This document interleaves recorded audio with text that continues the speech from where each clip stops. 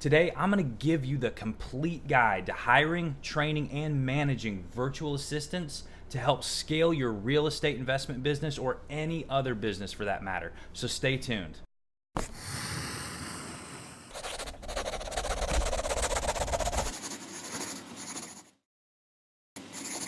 right, guys, so in this video, like I said, we're going to talk about finding, picking, hiring, training, managing virtual assistants. But before we do, let's talk about what's so great about virtual assistants. I think one of the biggest reasons that so many people use virtual assistants is the fact that they're cheap. You can hire a good virtual assistant for anywhere from between $4 an hour to $10 an hour. $10 an hour being extremely rare and a very highly skilled, highly trained virtual assistant, and $4 an hour still being a great virtual assistant for all kinds of things that you don't want to do, like data entry, research, generating reports, things like that.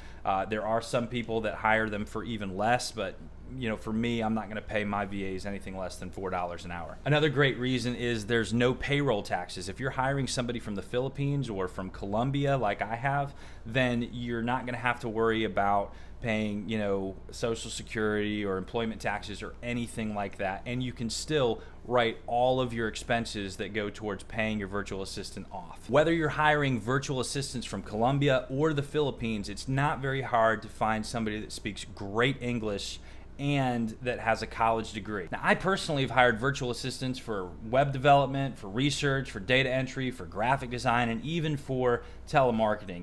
But if you're a real estate investor, then you're probably going to be finding VAs that can help you look for off-market deals, that can search listings every single day, guys that can check property taxes for you, guys that can check the measurements of the houses for you, help you research material costs, help you research labor costs, and pretty much anything else that you might possibly want to train them on how to do for you. Anything that would help you save time and focus on things that are gonna make you more money. So let's go ahead and jump into where to find these guys and how to hire them. For the purposes of this video, I'm going to assume that you're gonna be looking for a VA from the Philippines. And the reason that I love working with VAs from the Philippines is the average salary in the Philippines is less than $7,000 a year. And so even if I offer my VA $4 an hour, I'm still paying 25% more than the average salary in the Philippines. It's a way for me to help somebody get gainful employment, get a great job,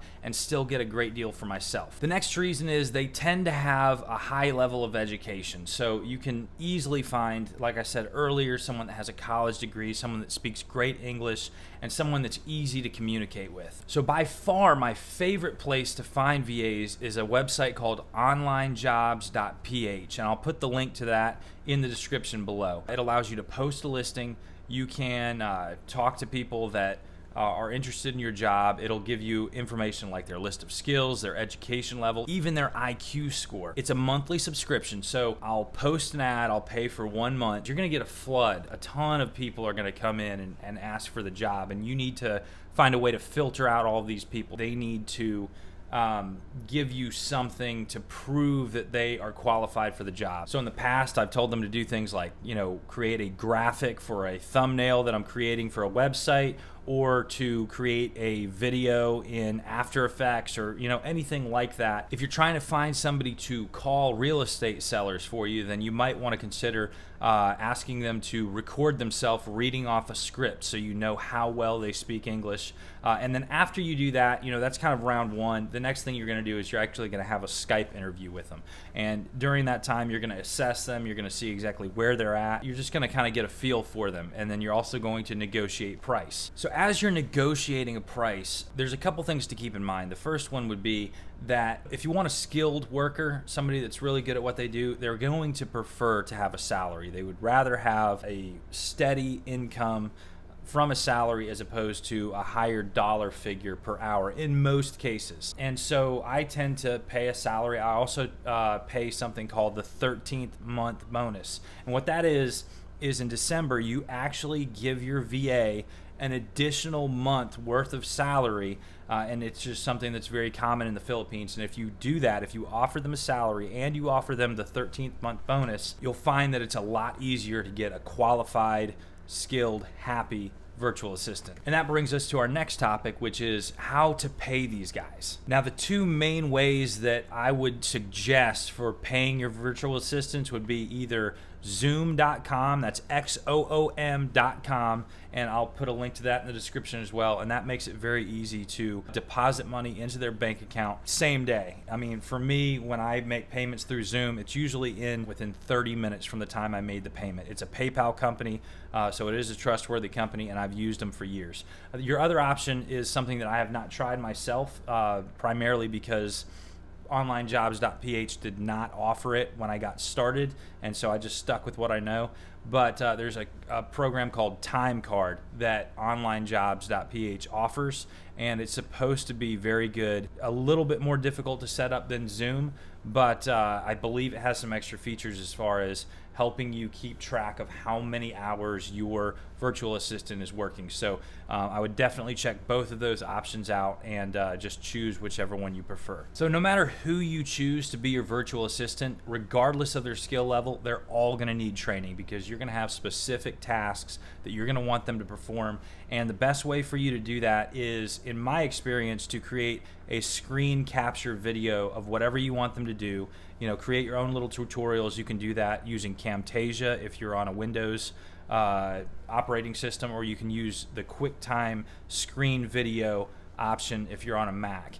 And so what I'll do is I'll usually create a list of things that I want my VAs to do with one of these screen capture programs, and then after they perform whatever tasks I've asked them to do, I'll tweak it. I'll possibly create multiple correctional videos to tell them what they did wrong, what I need them to fix. And obviously you can also go over all of this with them via Skype or some other video conferencing software. But for me, just creating those screen videos has always worked very well. The main thing that you need to realize is it takes a little bit of time.